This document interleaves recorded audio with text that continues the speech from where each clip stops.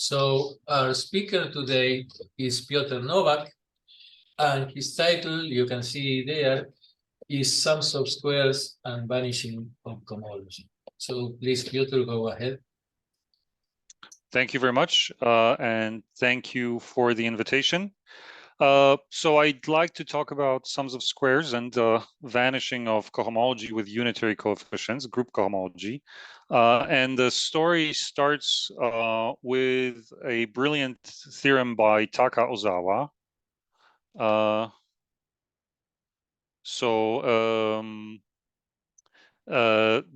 theorem is about characterizing property T, Kazhdan's property T. So let's start with finally, so G will be a group generated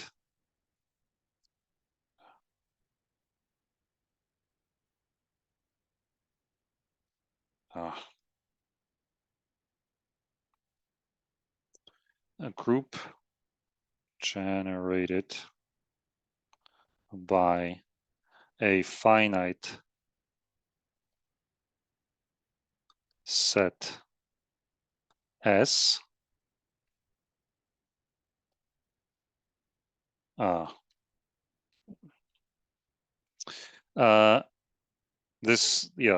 sorry, Zoom doesn't, the handwriting doesn't actually come out very nice, I see.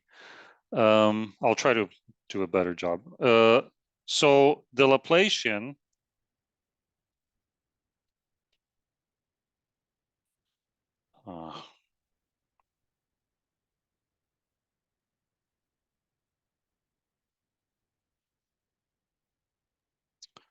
So the Laplacian, when you say group, you mean just group, so it's discrete, right? Yes, it's a discrete group finitely generated. So the set S is a finite set of generators. It's fixed, right? So what I can do is I can define the Laplacian on the group, and this will be the set, the element defined like this, which lives the sum of S's, and this lives inside the real group ring.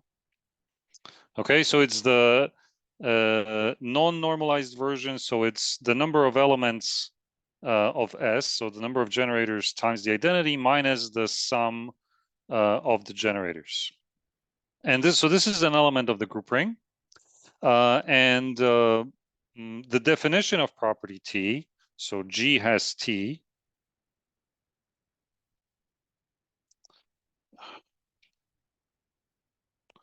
So I don't know why Zoom is not smoothing these out somehow. G has T if for every unitary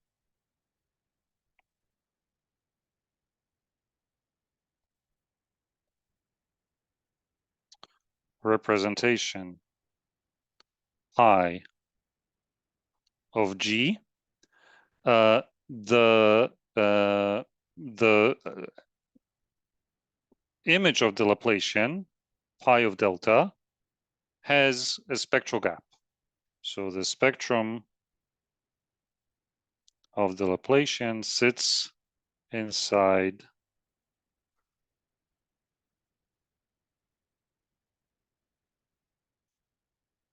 for some C, which is positive. Okay. Yeah, so Zoom does something funny to my handwriting. It looks terrible, like a 5-year-old. Okay, so this is how you define property T. In general, this constant C can be chosen independently of the unitary representations. This is easy to see because if it wouldn't be, then you could take a sequence of representations with these C's converging to 0 and take the direct sum, and you get a new unitary representation where the C is not positive. So you can take this C to be independent of the representations. And it is easy to see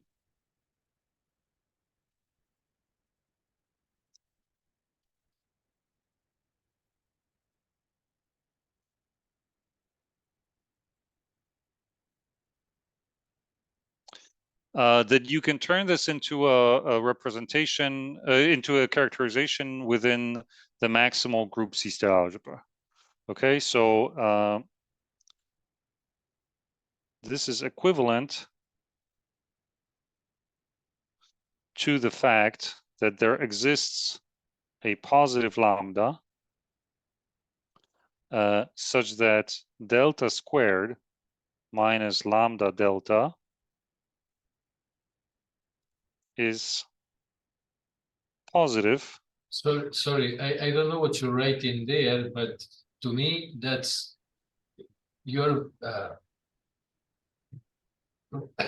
farther to the right than what is shown in my screen. So I see delta square, and then I don't see anything to the right of that. So I think you can move the screen, right? I can. Okay, I'll try to keep it within. Well, I have your photo there. No. Yeah, I think there's a little bar on the bottom of the whiteboard, and you can shift it to the side. Yeah. Now I see. Okay, thank you. Okay. All right, but I'll try to keep it within this vertical strip.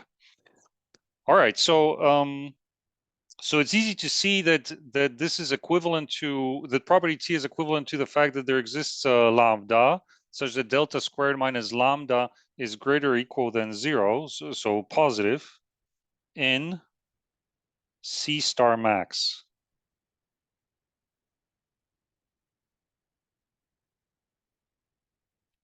of G. Okay, so so the maximal group C-star algebra, that's the completion of the complex group ring, which is formed by the norm is given by the supremum of images over all unitary representations, right? So if I have an element of the group ring, I look at all the unitary representations, I look at the supremum of the norms that I get this way, and that's my norm in the C-star in the maximal group C-star algebra. I complete my complex group ring, and that's the algebra.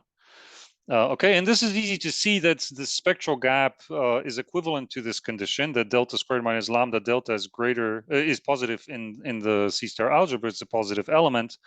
The reason is so what you really want is you want delta minus lambda times the identity to be positive, but only on a certain subspace of a Hilbert space, which is on the completion of the group ring. Of the completion of the invariant vectors, right? So when I have my unitary representation, I can have invariant vectors. That's a subspace, and I have its complement.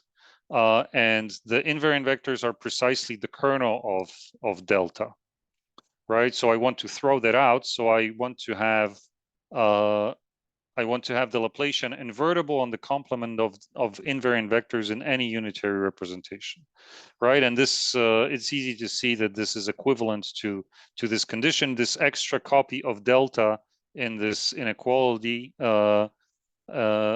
does precisely what I said, so it throws out the kernel of delta. So that's the idea. Okay, and then there's what is amazing is this theorem of Ozawa. So this is due to Ozawa, and this is in 2000. This was published in 2016, and this is a remarkable theorem, and he showed that G has T if and only if there exists a positive constant and a finite collection of elements inside the group ring such that delta squared minus lambda delta is a sum of squares of these elements. Okay, so this is a really remarkable theorem, and the reason for this is that we essentially have the same type of condition as in this as in the maximal group C-star algebra, but now it is witnessed inside the group ring, right? So before completion. And the amazing thing about this is that this condition becomes now finite dimensional. Okay, so on the right hand side, sorry, on the left hand side, we have the Laplacian. So we have the Laplacian is supported, right? So this is the number of generators times the identity minus the sum of generators. So that's supported on the generating set plus the identity. Delta squared is supported on the square of that inside the group. And then there's a finite, on the right hand side, there's a finite collection of elements, which again is supported on some finite set. So suddenly it turns out that property T, which is an extremely powerful rigidity property for groups, is basically witnessed on a finite set inside the group, on a finite piece of the group. Okay, so I switched to the other to the next page. Let's see. Yeah, so I think on the right hand side in the bottom there is a selector that allows to choose which page. So I'm on page 2 now. I just started a new page because that one finished. So if you want, you can switch to the second page. Yeah. Yeah, it's important that I switch because that's what will be in the recording. But Yes. Yeah. Yeah. All right. So this allowed to for a new strategy to prove property T for new kinds of groups, and so this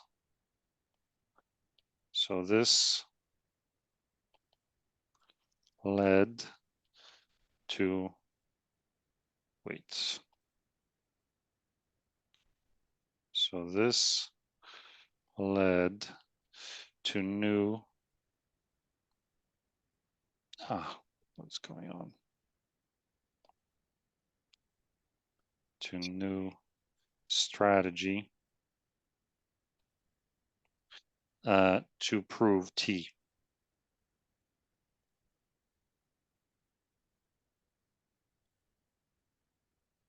Okay, so the idea was to use the help of computers. Okay, so to try to, so we essentially have to solve some kind of an equation or inequality, and the idea was to try to find, because of the finite dimensionality of this condition, the idea was to try to find the solution to this equation using a computer. Okay, so maybe I'll say a few words how how this can be done. Okay, so the idea. So this was first implemented by Netzer and Tom. So after Ozawa proved his characterization, the first implementation of this strategy was done by Netzer and Tom. I'll mention this in a second. But the idea is the following. So you want to rewrite this equation in a different form, which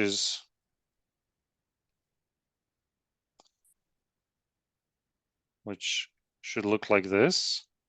And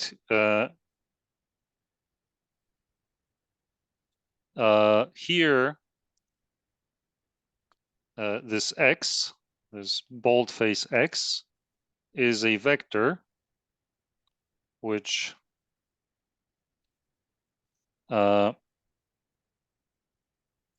which lists. So maybe first I need to choose E subset of G finite. Okay, so I want to try to solve this equation in Taka's theorem on some finite set. So I have to choose some kind of a set and try to solve the equation there. Okay, so I can rewrite this using this formula, and here the GI are just elements, the group elements inside E, and P is a matrix which is E by E with coefficients in R.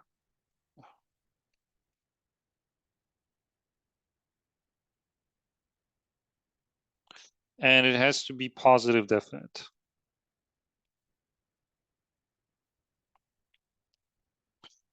Okay, so I can rewrite this equation this way. And why can I do that? Well, because essentially this means that what I can do is, so I'll continue here. I can rewrite this because my matrix is positive definite.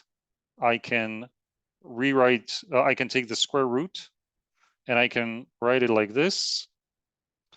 And I'll have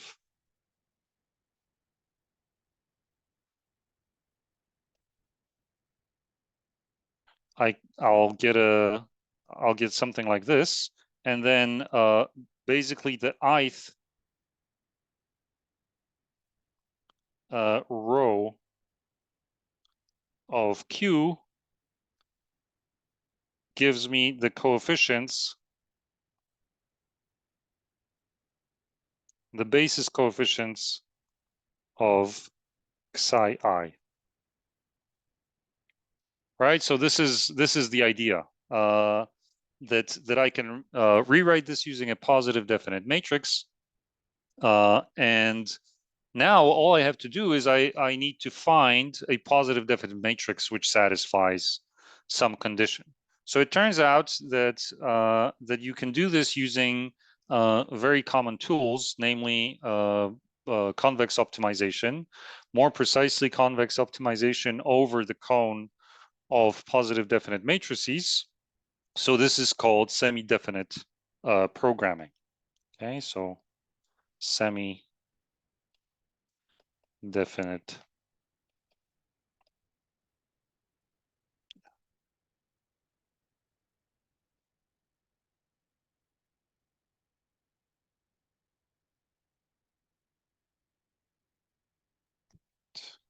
Sorry, while you're writing a question, is there a theorem that tells you, that guides you as to how to choose the set E?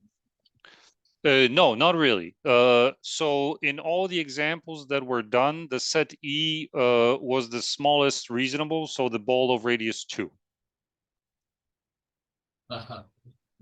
And as you know, so as soon as you try to solve it on some larger sets, so this is where in Sorry, various the ball of radius 2 in what metric? Say again, sorry. The ball of radius 2 with respect to what metric? Yes, to the with respect to the word metric, yes, yeah. Okay. So now this is interesting in the sense that for various groups you'll see now different computational complexity depending on which set you choose. So because of exponential growth, it is very difficult to choose something larger than the ball of radius 2. Because the ball, so if you would choose the ball of radius 3, then because of so these balls are already quite large, and then you would have to look at matrices which are simply very large, and this ends up computationally to be very difficult. So I think we can do the ball of radius 3 only in SL3 maybe. And for anything else, it becomes too large to do these kind of computations, just to do this semi-definite programming for such large matrices.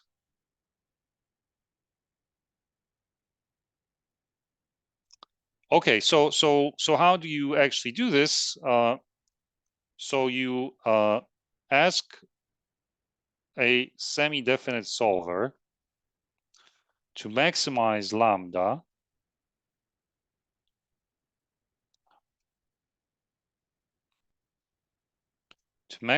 lambda subject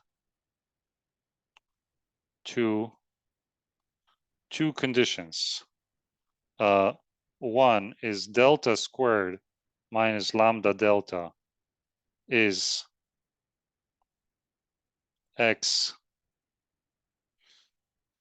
t p x, and p is positive definite.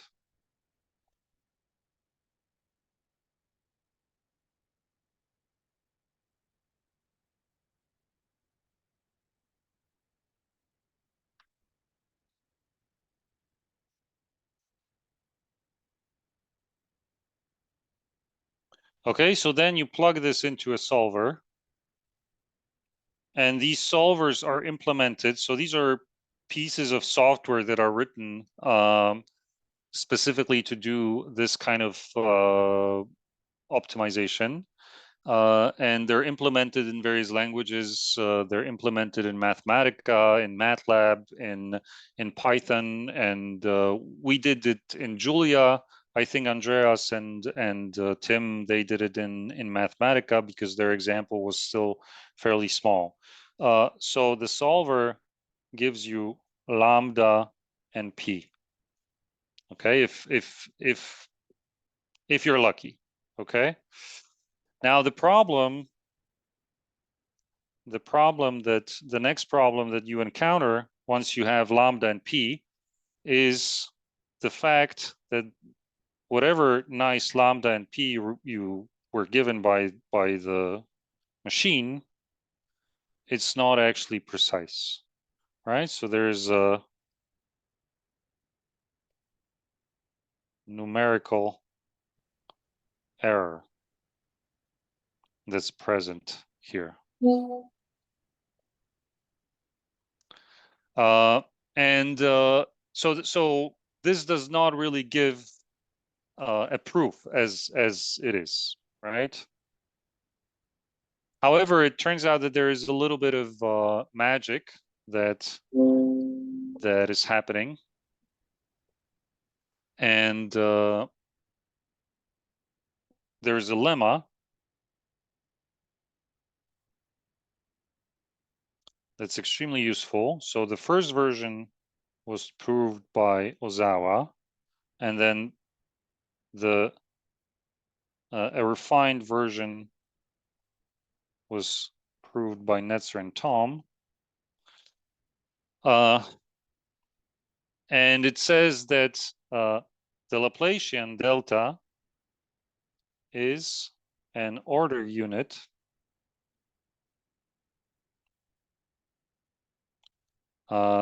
in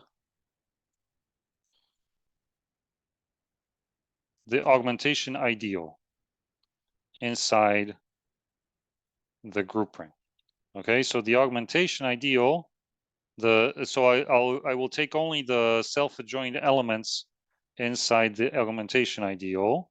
So these are those guys which are self-adjoint with respect to the standard involution given by G goes to G inverse, such that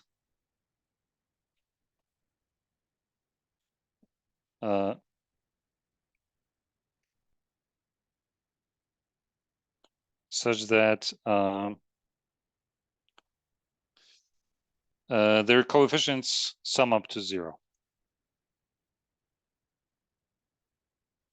Okay, so what does it mean that it's an order unit?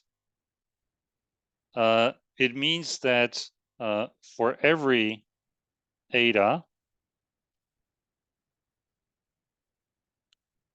in the augmentation ideal, there exists a constant sufficiently large such that eta plus r delta is a sum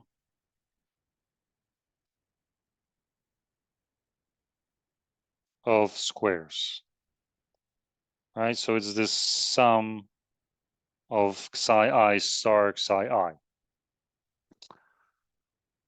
Okay, so all right. So what does this mean? So this is the same phenomenon as with that is sort of basic for matrices and for operators. That if we have a self-adjoint operator, its spectrum is on the real line, so I can add a sufficient. If I add a sufficiently large multiple of the identity, this will shift the whole spectrum to the right. And the sum, if the multiple of the identity is sufficiently large, the sum will be a positive operator. And this is the same thing happening here, just in this different context. So the context is that we're, instead of dealing with operators on a Hilbert space or with matrices, we have elements of the augmentation ideal, and instead of adding a multiple of the identity, we're adding a multiple of the Laplacian, and positivity is understood as this sum of squares. Okay, so this is one part of the lemma, and then this was proved by Taka, and then Netzer and Tom refined it, and they added that it suffices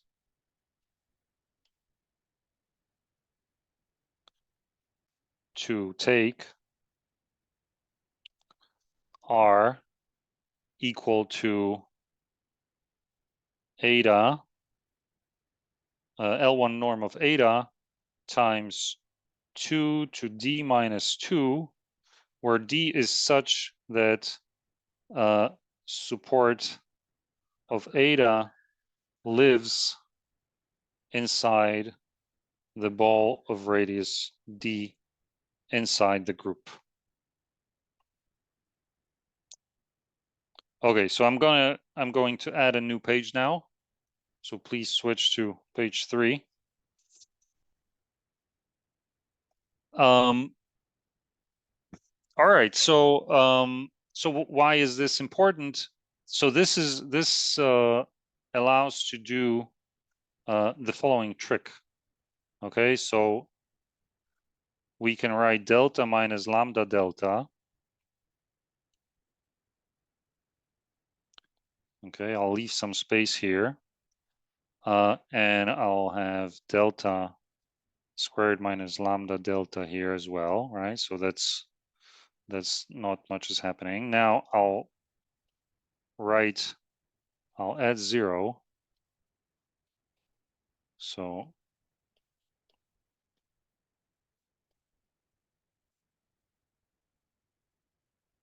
okay, and then I'll treat this separately. Okay, so this so on the right hand side in the parentheses I have the numerical error, right? So up to the numerical error, this is on the nose, right? Well, okay, so this is still maybe not exactly super precise because there's a few extra steps that one needs to take, but essentially this is what's happening, right? So this is on the nose when this thing in parentheses is the numerical error.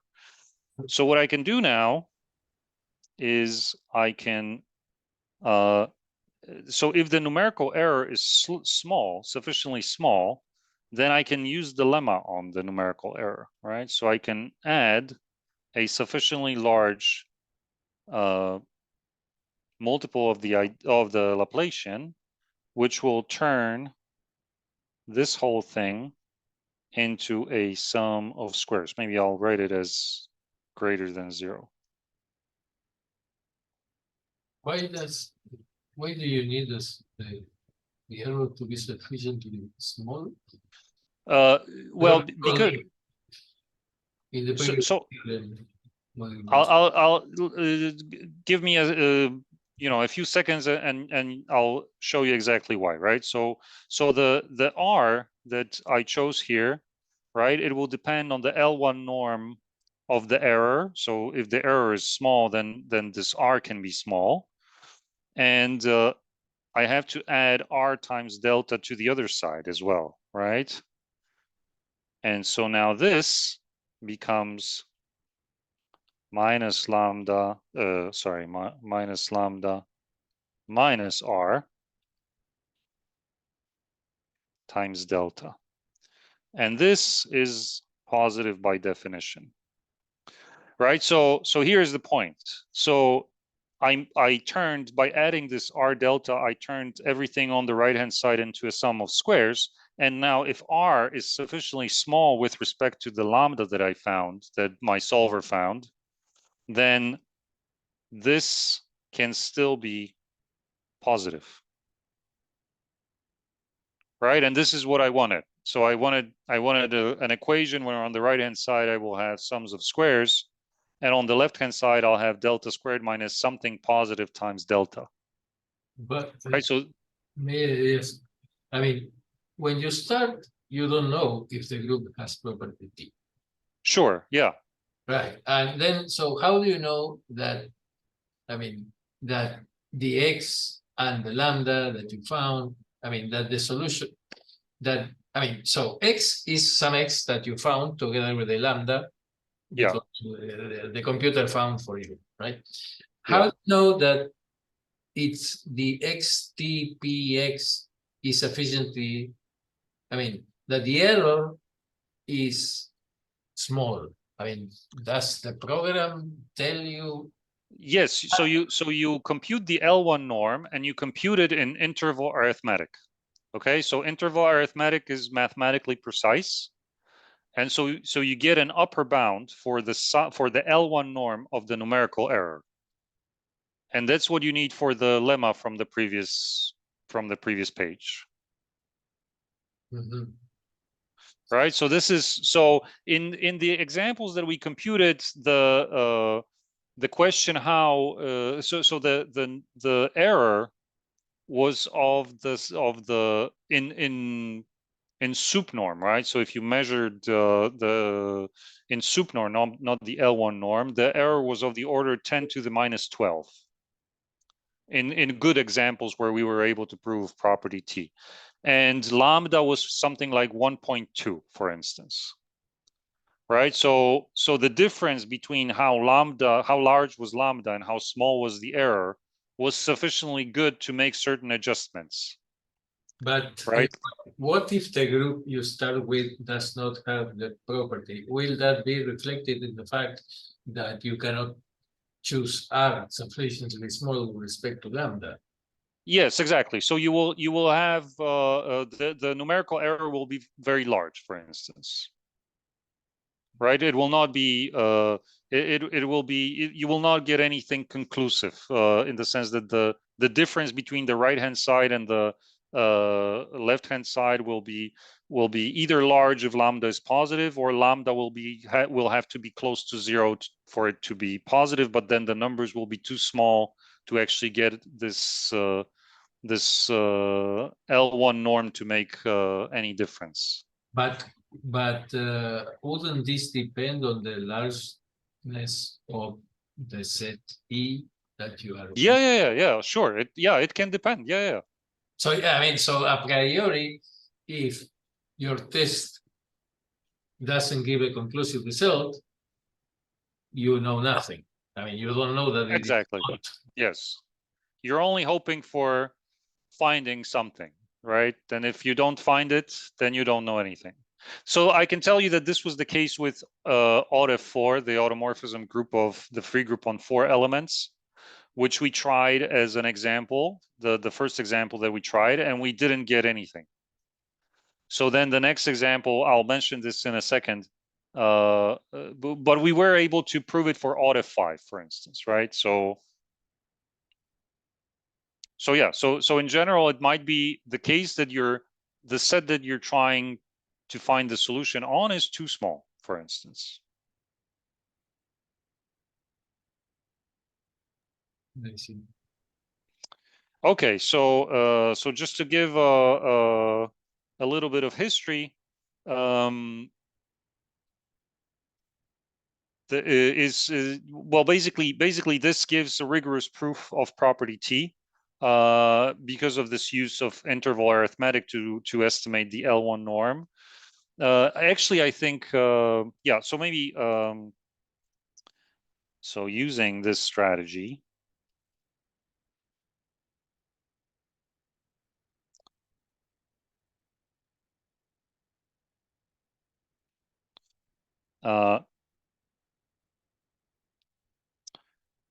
New proof of T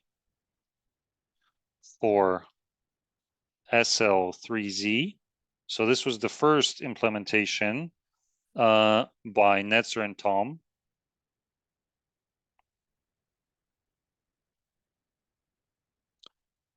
So this was, I think, 2016 or 17. So it was very quickly after Ozawa's paper came out. And their main goal was, so of course, there's a few proofs of property T for SL3Z by now. But the main thing is that once you know this estimate lambda here, you get some kind of an estimate on the Kazhdan constant. And so the Kazhdan constant is something that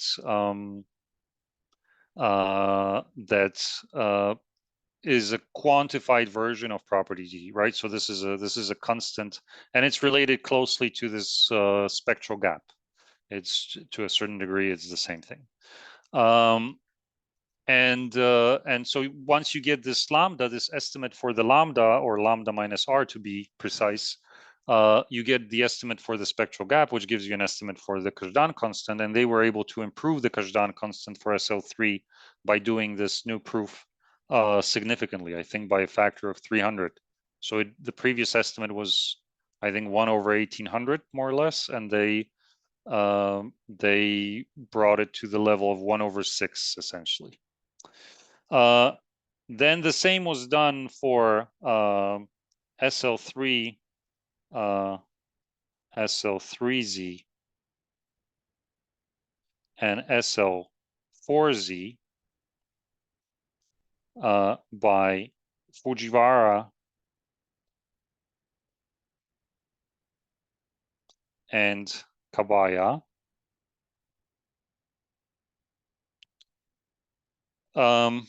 And so here, once you move to SL so the ball, for instance, the ball of radius 2 in SL3 has 121 elements.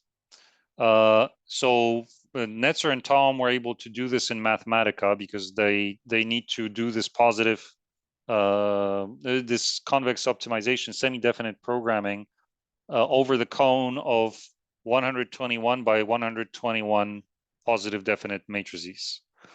Once you move to SL4, the ball gets larger, so the matrices get larger, and you need something. Every time you take a new group, you need slightly more powerful strategy. And then also at the same time, myself and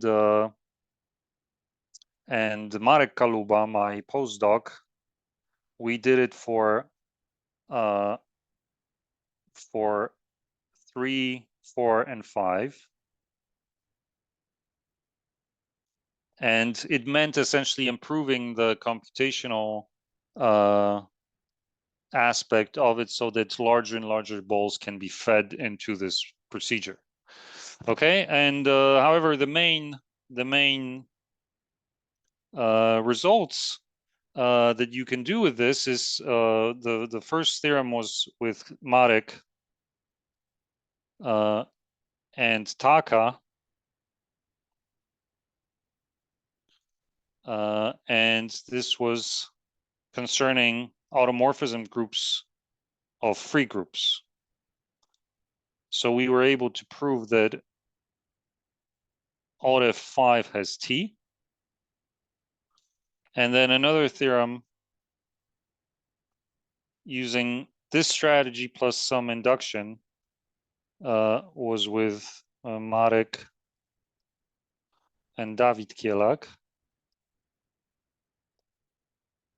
which did so this is the infinite case. So RFN has T for n greater or equal than 6. And then there's a theorem, or fairly recent theorem, well, maybe not fairly recent, but there's a theorem by Martin Nietzsche, who proved it for alt F4, and he needed actually to move outside of the ball of radius, outside of the ball of radius 2, a little bit into the ball of radius 3, but the ball of radius 3 is too big for any algorithm to handle in alt F4, so he actually needed to do it cleverly. However, what I wanted to mention, so this is a little bit of this is the context and the overview of the method. However, what I wanted to mention, by the way, what time should I finish? Well, you shouldn't go further than 11. It's 10:43 here, so the maximum is 17 minutes. But Okay, that's absolutely fine. Yeah. All right, thanks. All right, so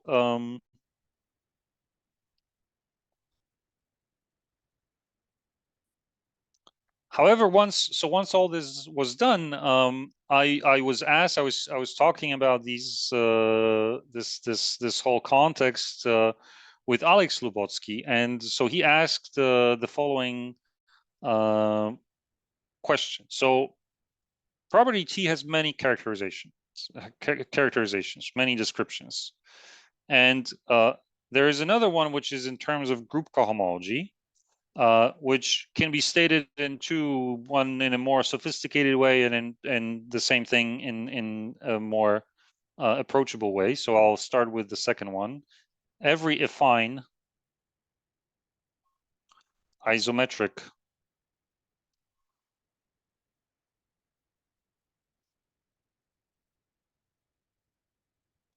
action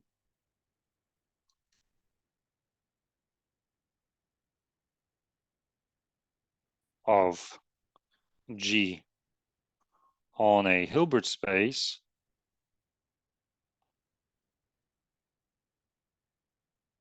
has a fixed point.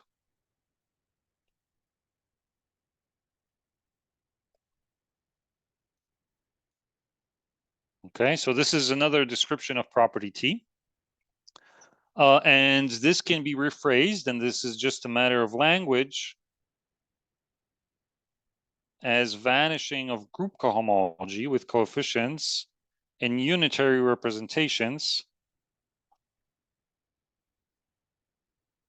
So for every pi unitary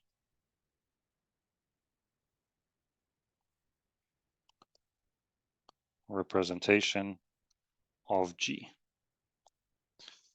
Okay, so this is so essentially in H1 in group cohomology in degree 1, affine isometric actions are given by cocycles, and those affine isometric actions that have fixed points are precisely the coboundaries. So this vanishing is the same as having a fixed point for every affine isometric action.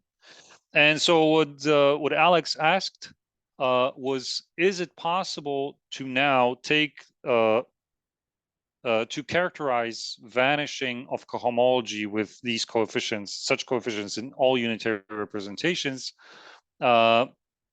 using a similar condition as the one Taka proved. Okay, so yeah.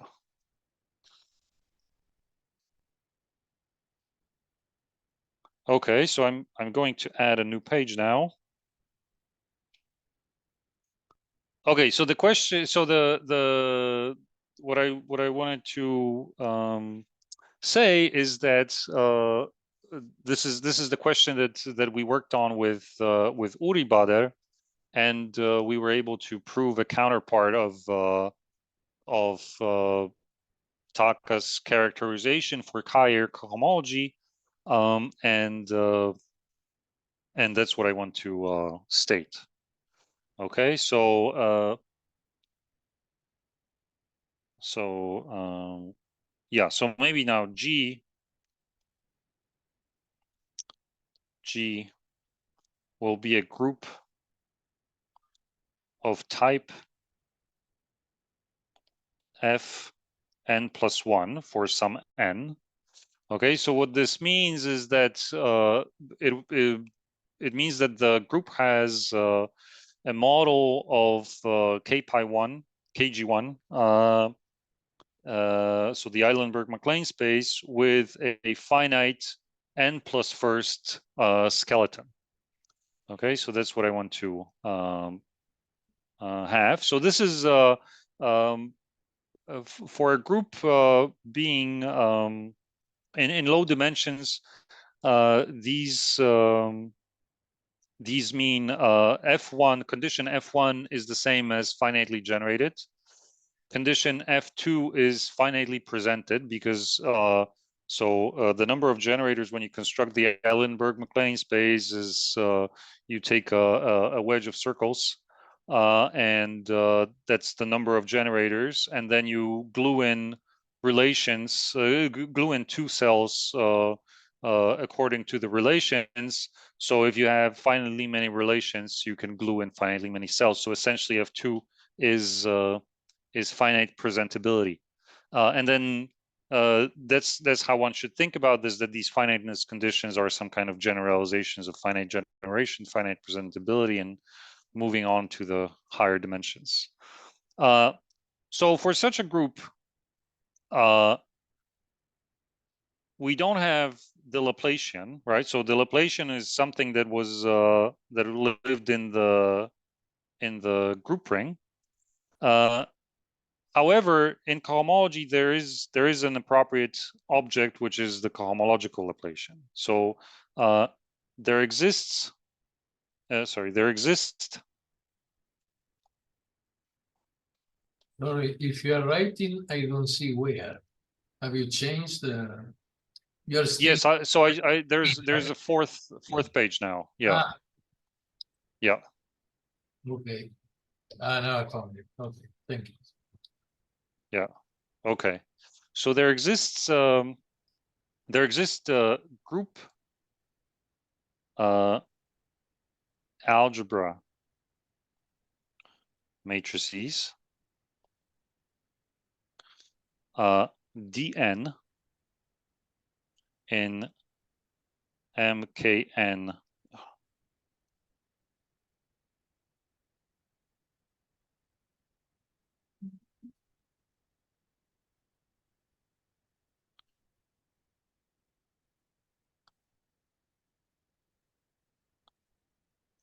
So matrices over the group ring.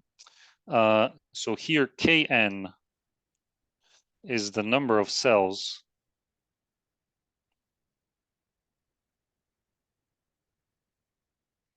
in dimension n of the kg1, right?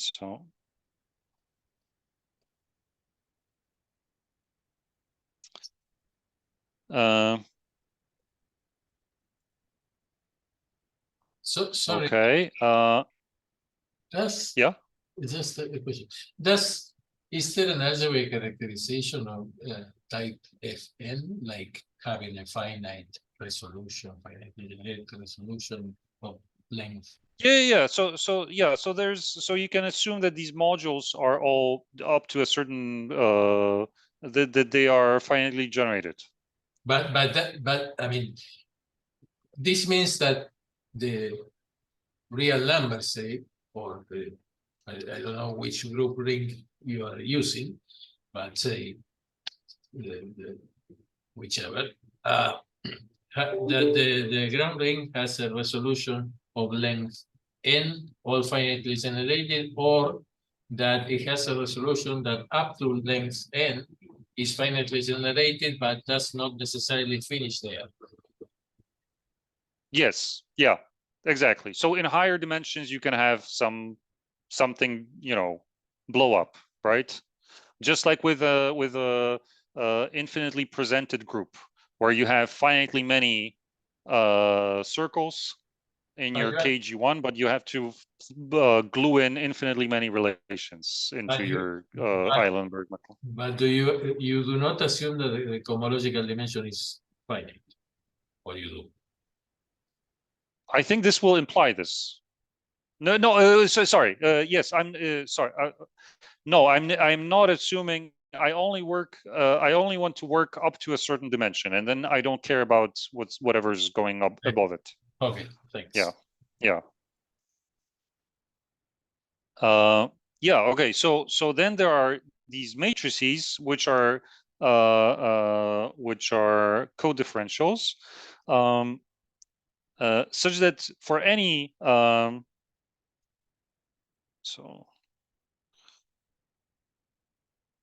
such that for any module, so these are like the universal elements, module V, the cohomology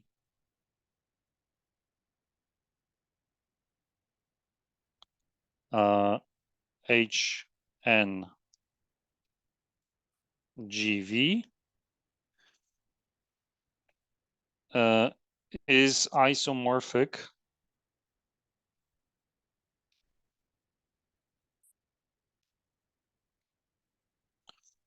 to cohomology of the complex given. So this will be VKN minus 1 going into VKN. So dn minus 1 going into. So these are the universal codifferentials that live in the matrices over the group ring.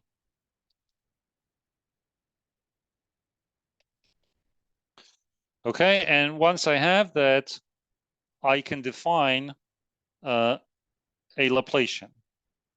Okay, so let me formulate the main theorem.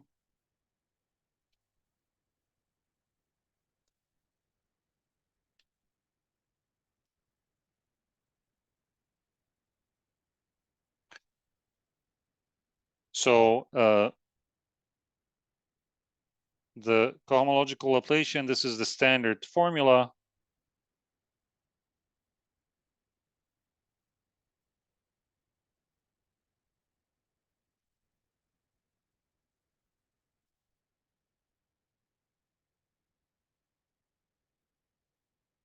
Okay, I can write this in this setting because I have the notion of a star in my matrices over the group ring. So this is the Laplacian, the cohomological Laplacian in degree n, and then the following are equivalent. 1 for every pi unitary. Oh, I should mention that this is with Uri Bader.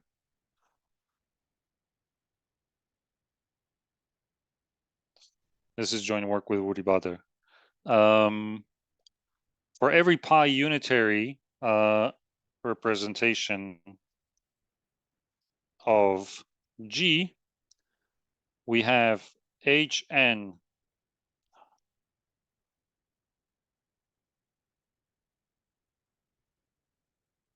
G pi 0 and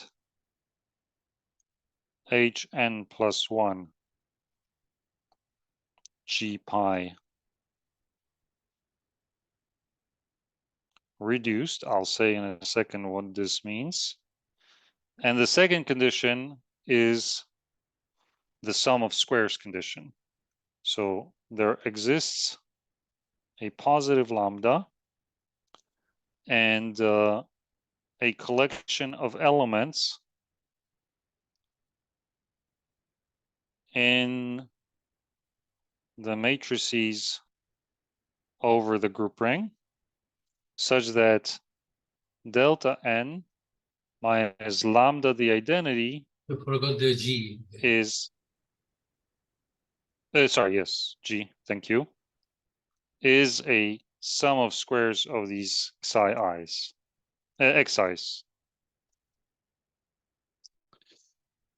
Okay, so this is the theorem. Actually, I can now, so the reduced part means, so since with pi being unitary, once you apply a unitary representation to this cohomological setup, you have the co-differentials become operators on infinite dimensional Hilbert spaces, and they don't always have a closed image, closed range.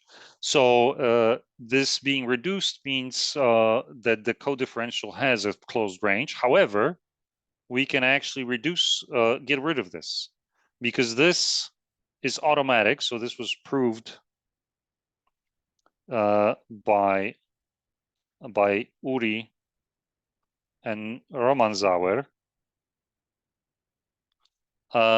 They showed that this, once you have the first condition, Hn G pi is equal to 0, automatically Hn plus 1 is always reduced, if it happens for all unitary representations.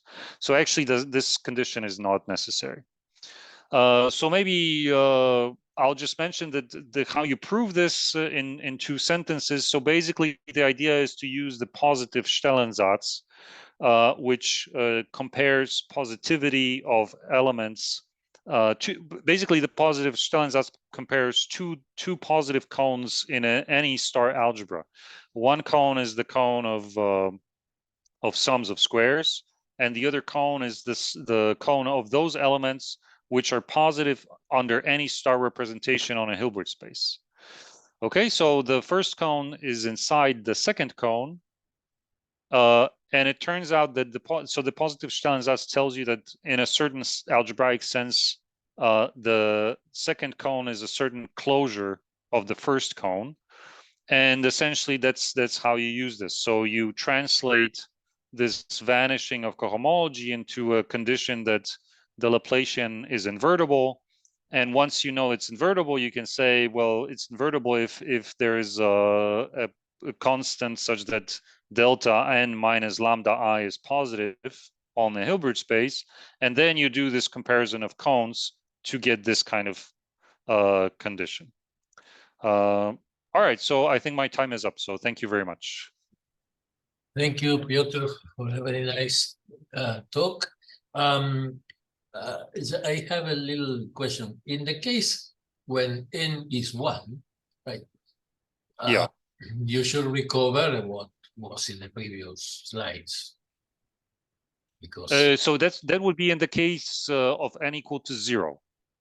n equal to 0. Because yeah, what I'm asking, I mean, what I'm aiming at, it's a very silly observation, is that before didn't we have delta square minus lambda delta, and now yes. yeah, so there So must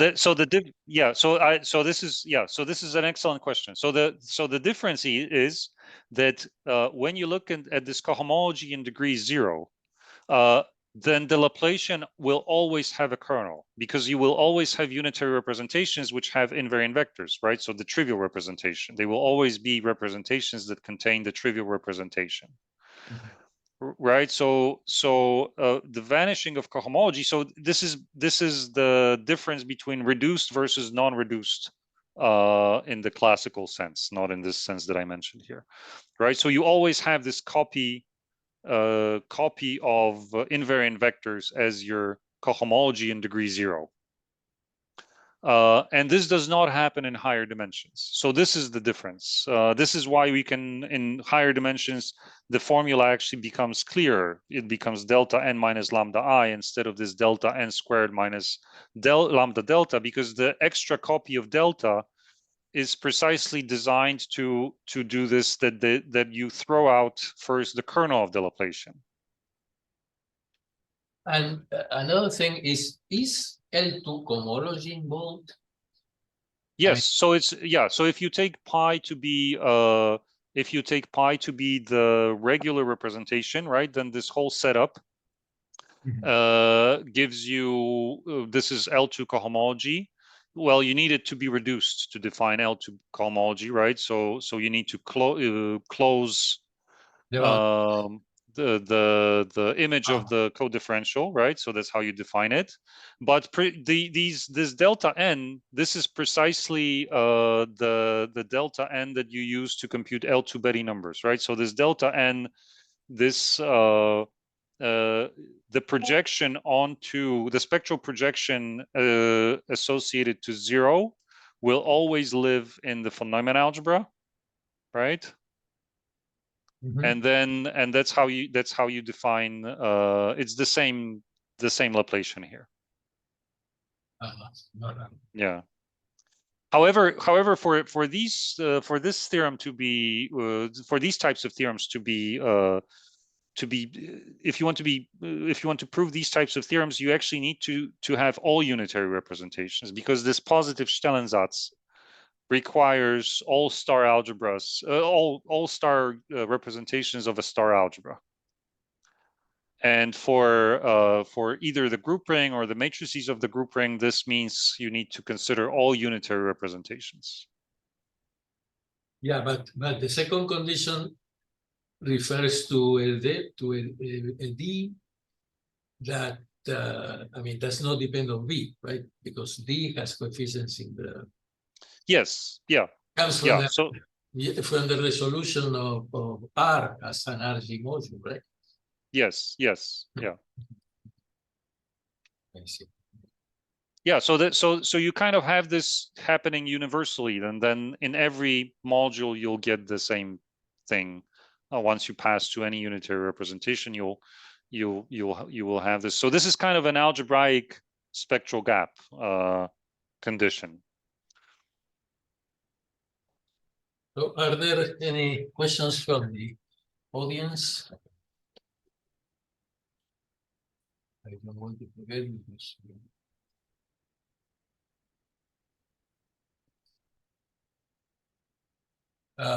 one more a very trivial elementary question. When my recollection was that when property T was defined to me, that there was some almost invariant vector. Yes. Yeah. So if it has an almost invariant vector, then it has invariant vector. Was it something like that? Yes, yes, and it's the same definition that you have here. So another way to phrase what you said is that if you don't have invariant vectors, then you cannot have almost invariant vectors. And then that's precisely almost invariant vectors are exactly the thing that prevents the Laplacian from having a spectral gap. But wasn't one of your equivalent definitions that it always has invariant vectors, every unitary representation? No. So you can always have a unitary representation which has invariant vectors, right? So you can take any unitary representation and add a trivial representation to it, and you get a new representation which has invariant vectors. The point is that once you throw out the invariant vectors and you're left with the orthogonal complement of the invariant vectors, the restriction of the Laplacian to that space should be invertible. Yeah, you explained that that was the reason you multiplied. Yeah. my delta again. Yeah, so if you would have these almost invariant vectors, that would be precisely the vectors that tell you it's not invertible. Mhm. Yeah. Okay, so I don't have any further questions, and if the audience doesn't either, then I guess I will stop the recording here. Right? Okay.